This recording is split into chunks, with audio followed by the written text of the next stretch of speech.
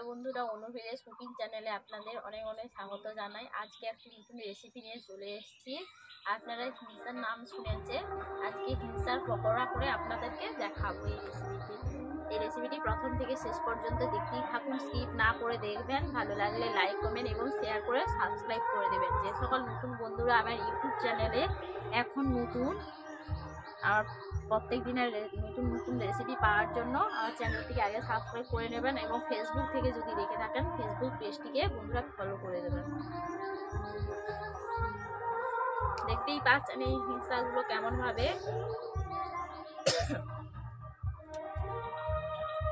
এই হিংসাগুলো দেখতেই পাচ্ছেন পুকুরে ডোবাতে হয়েছিল। ওগুলোকে তুলে নিয়ে ধুয়ে নিয়ে চলে এসেছি। দেখতেই পাচ্ছেন হিংসাগুলো কেমন নরম। এগুলো দিয়ে আজকে পকোড়া বানাবো। আপনারা রেসিপিটি দেখতেই থাকুন আমি কেমনভাবে পকোড়া বানাই। তার জন্য আমি প্রথমে উনুন জ্বালাবো না, আমি প্রথমে বেসনের ব্যাটার তৈরি করে নিচ্ছি। দেখতেই পাচ্ছেন আমি বেসনের কিছু কিছু উপকরণ নিয়ে নিয়েছি। লঙ্কা গুঁড়ো, বেসন, আর নিয়েছি হলুদ গুঁড়ো, কালো জিরে, নুন, তেল। এইসব দিয়ে আজকে হিংসার পকোড়া বানাবো। আপনারা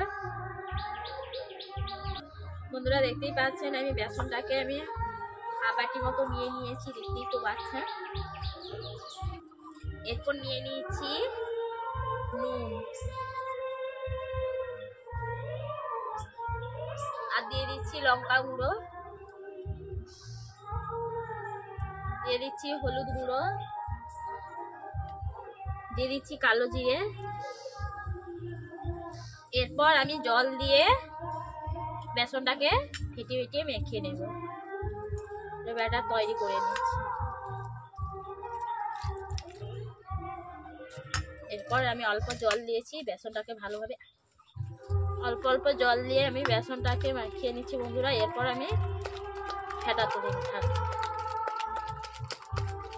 এভাবে বেসনটাকে আমি 4 থেকে 5 মিনিট ফেটিয়ে নিচ্ছি।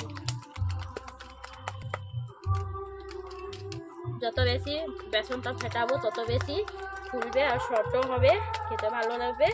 তার জন্য বেসনটাকে আমি ফাটিয়ে নিচ্ছি ভালোভাবে।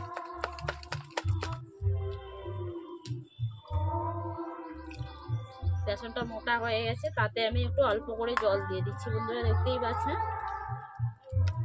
দেখতেই পাচ্ছেন আমি ফেটিয়ে ফেটিয়ে বেসনটাকে কেমনভাবে সব করে নিয়েছি। কোথাও গোটা গোটা ভাব নেই, দেখতেই তো পাচ্ছেন। এরপর আমি এই বেসনটাকে 5 মিনিট মতো রেখে দেবো। যতক্ষণ না উনুনটাকে জ্বালাচ্ছি ততক্ষণ পর্যন্ত বেসনটাকে আমি রেখে দিচ্ছি। বন্ধুরা দেখতেই পাচ্ছেন আমি উনুন জ্বালিয়ে ফেলেছি, কড়াই বসিয়ে দিচ্ছি এখন।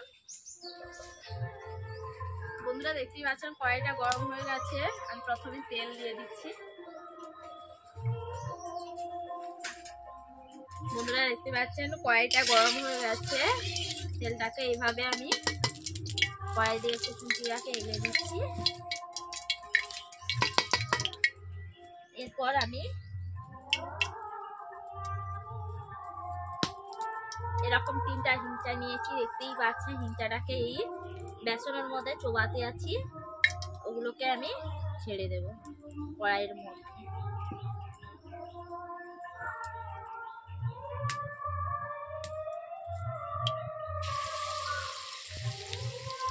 দেখতেই পাচ্ছেন আমি কেমনভাবে হিংচাটাকে ছেড়ে দিলাম। অল্প জ্বালানি দিয়ে এইভাবে আমি হিংচাগুলোকে ভেজে নেব। এরপর আমি থালার উপরে একটা খোলা কাগজ বিছিয়ে নিয়েছি, পকোড়াটা কেমনভাবে লালচে করে ভেজে নিয়েছি, দেখতেই তো পাচ্ছেন। এরপর আমি থালার মধ্যে উপরে দিয়ে দিচ্ছি। এরপর একই রকম ভাবে আমি আবারও হিংচা ছেড়ে দিচ্ছি কড়াইয়ের মধ্যে।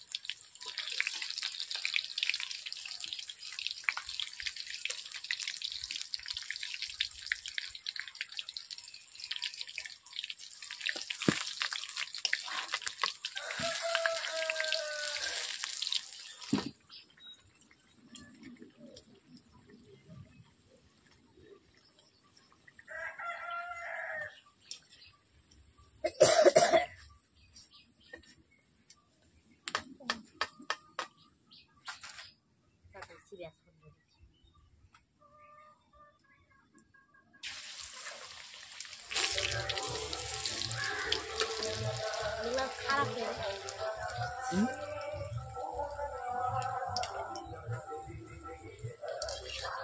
বড়া ভেজে ও ভাজেনি ওরা সৌদের সাথে বাইটে হয়ে গেল ভাজেনি क्या এটা তেলে ভাজেনি প্রচুর তেল না তেল দুবন তো এ করবো চাউল মধ্যে যখন সে বাটে ভাসিনি